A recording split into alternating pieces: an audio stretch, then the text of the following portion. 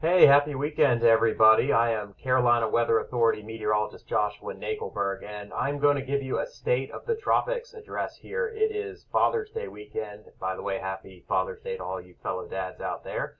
And let's not get overlooked by all that our moms do, of course. But I'm going to go into what's going on here since we did definitely issue an article here in the last couple of days talking about how we continue to feel like there's a good threat for a major hurricane in the southeast this hurricane season. And we got off to a really hot start, but things have kind of quieted down. It's been kind of cool and rainy, and that is okay. Certainly we'll take the breather because I'm expecting things to ramp right back up as we head into July. So before you do anything here and watch the video, please go ahead and subscribe to Carolina Weather Authority so you can continue to get the latest here as we update you this hurricane season.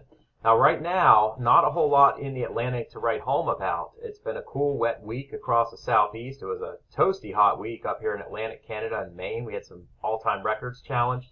But right now, the feel is that the trough that affected us over the last week and brought a ton of rain and flooding could spin up maybe a weak tropical system, but it's not going to be a threat to land. So we really don't have much to write home about with that. And then things are pretty quiet in the Atlantic for the next few days.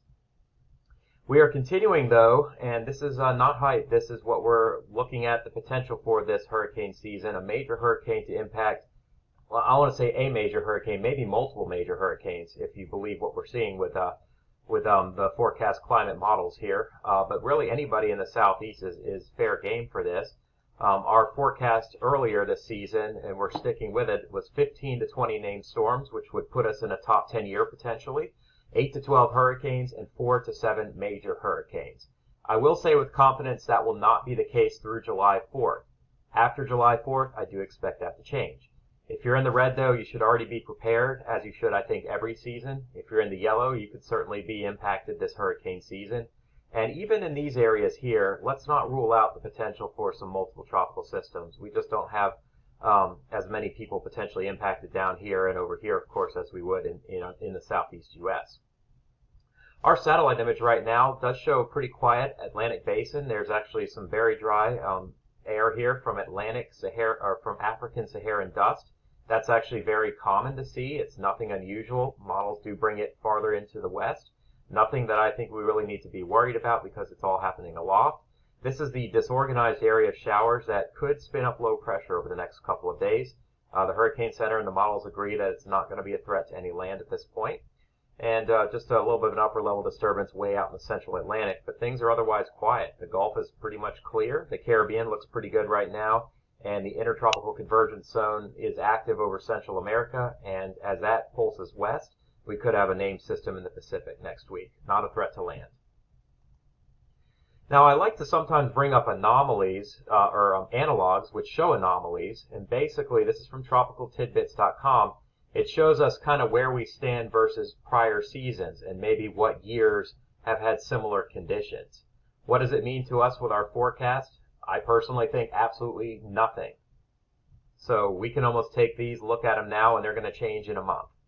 However, some of the seasons that do match up with the surface temperatures that we're seeing might lean towards 1970, which was not a very active season. Had one major hurricane hit Texas, that was Celia, and then a whole bunch of not no-name storms, but storms that didn't have a ton of impact.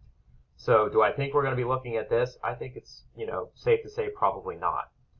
The tropics do show from our global forecast that the hot spots are likely in the next couple of weeks going to be on the Pacific side, and then things will be fairly quiet here in the Atlantic with no tropical formation really expected at this point. That's not to say this little system up here couldn't do something, but it's not really something that's going to have a main impact on us. But do notice this area of the South Atlantic going over to Hurricane Alley is expected to be on the wetter side of things. And that, I think, is something that foretells what we're expecting to be an active Cape Verde season. And what that means is, if you do know much about hurricanes, is that the major hurricanes often track across the Atlantic, originating from the Cape Verdes in Africa. And then as they move over warmer water, they have a chance to develop into potentially long-track major hurricanes. Storms that fit this pattern were Andrew, Hugo, Florence was a Cape Verde storm, Gilbert, not Matthew, but because that was a late season Caribbean storm, Katrina, sort of. Rita was. I mean, all these storms kind of were based out in here. Some of them didn't really show their force until they got a lot closer to land, and that's why we had such a busy season in 2005, I should say. Now, right now, you've noticed it's been a cool start to the summer, and the waters are actually on the cool side near the southeast coast. If you did happen to get to the beach and got in a dry day, you may have noticed the water was colder than it should be this time of the year. However, I do expect that's going to change. We're expecting a change to warmer weather over the next couple of weeks. We'll be back in the 90s. The water should start to react to that and warm back up, so this is going to be very short-lived in my opinion. The South Atlantic, though, is looking well above average, and that is maybe more of a cause for concern heading forward. To see waters that are this warm this early in the season, certainly if it continues on that trend, which we do expect it probably will based on what we're seeing, then we could certainly be in for a very busy middle of the second half of the hurricane season. And quite honestly, we typically don't see this many storms in June, so we're already way ahead of the curve. In the last 7 days, it's cooled off in here, and it's warmed up in the North Atlantic. That makes sense because we had low pressure aloft that brought a lot of rain here. We had high pressure aloft that brought record heat up in here. But you'll notice that the trend has been for some warming off of Africa, a little bit cooling in here. And these are due to kind of atmospheric pulses. They kind of traverse the ocean. You don't see the entire ocean warm up everywhere, despite what you may read in the news. Everything kind of comes in cycles. The Saharan desert has produced a lot of dry air, and the forecast here shows all of this dry air, which is not what you want to see if you want a lot of hurricanes, because it promotes sinking of air, and to get hurricanes, we want rising air. So this sinking is going to be pulsing across into the Caribbean and Gulf of Mexico, and that's what I think kind of shuts things down here for a couple weeks longer. But it won't last forever.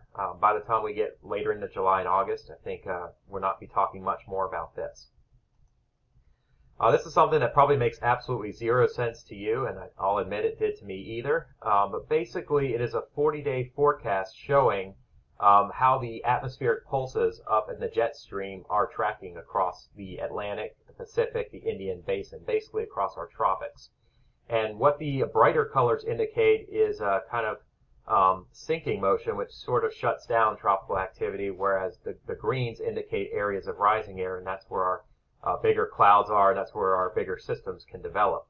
So you will notice we're kind of in this stretch here of kind of sinking air across the tropics, but as we head into July 4th and beyond, we start to see more potential likelihood of rising air, which could create some storms. Does this mean we're going to get absolutely nothing to develop? Not quite, but the trend is not favorable. So that's what I'm going to say there. But then as we get towards the middle of July, things may potentially kind of quiet down again. And then as we get over into the end of July, notice the activity that looked like it was pretty busy maybe in the Pacific is now starting to head in our direction. And if you draw this out more than 40 days, it means after July 30th, things could go bonkers if we continue to have rising air. So again, we're going to have to wait it out. We may see a couple storms in the shorter term. But I think getting into the really big storms that caused the seasons like 2005, 2004 in Florida are still a way off. That doesn't mean we should let our guard down, though, because it's going to be warming up. The waters are going to warm up. We'll get to a point where we have low wind shear and something close to the coast could develop. That's what we saw with Bertha a few weeks ago.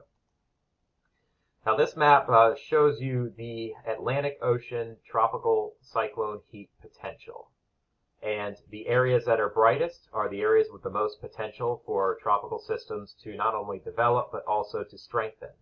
So right now, things are pretty much going to be shut down for a while, as they should be this time of the year. But notice how much potential we've got in the Western Caribbean. So if something were to form down here and the wind shear ended up being favorable, this area would certainly be a good breeding ground for hurricanes.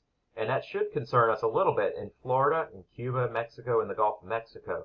I don't think necessarily yet in the Carolinas we want to see these reds up in here for that to happen, and that was the case last year with Dorian. We had just a crushing storm in the Bahamas and almost looked like it was going to threaten Florida, but did affect the Outer Banks. And so once these reds start to spread northward and get to north of Cuba and the Bahamas, we definitely need to be on our toes. I do think that's going to happen as we get into August and September and maybe even October for a little bit.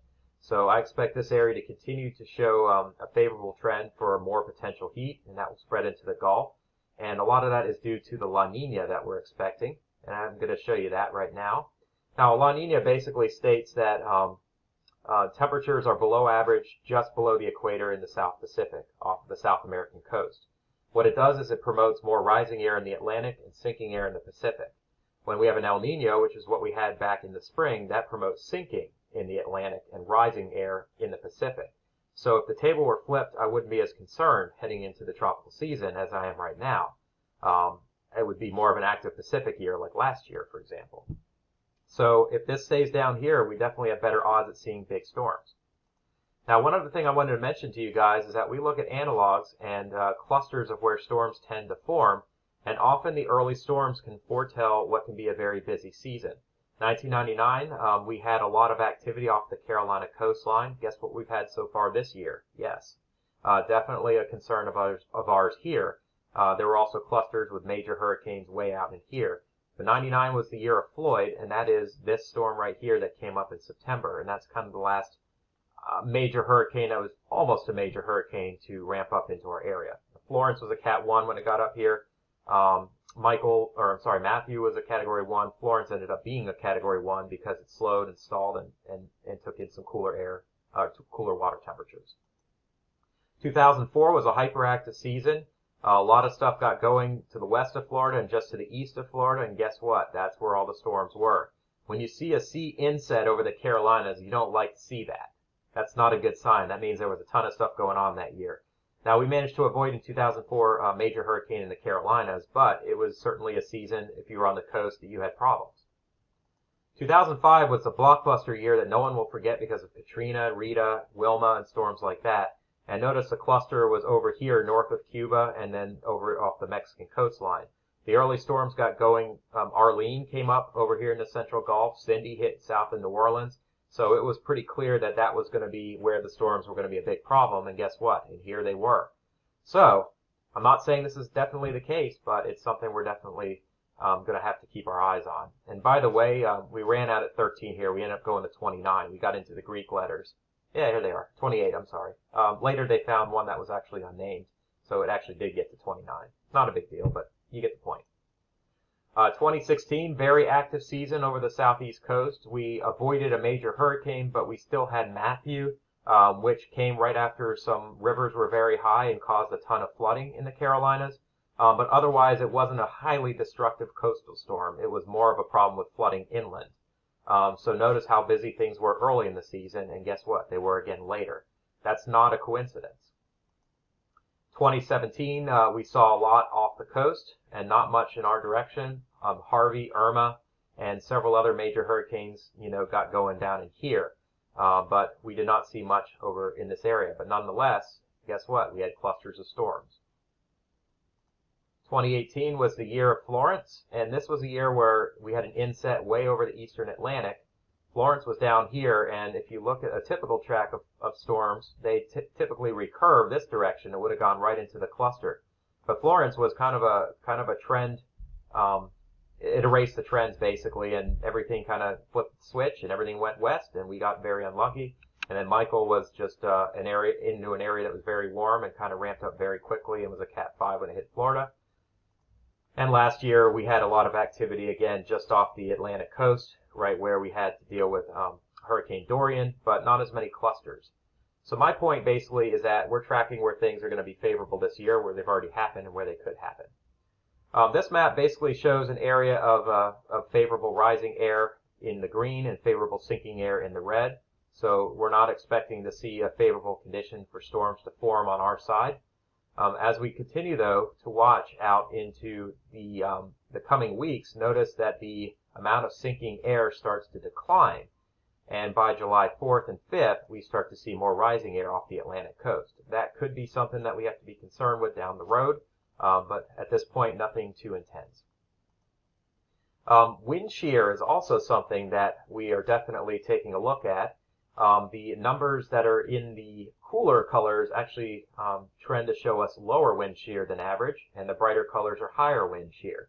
If we want to see a lot of storms, we want to see cooler colors, not warmer colors. So for July, it doesn't look too favorable in our areas to watch off the Carolina coast, but it does down in here.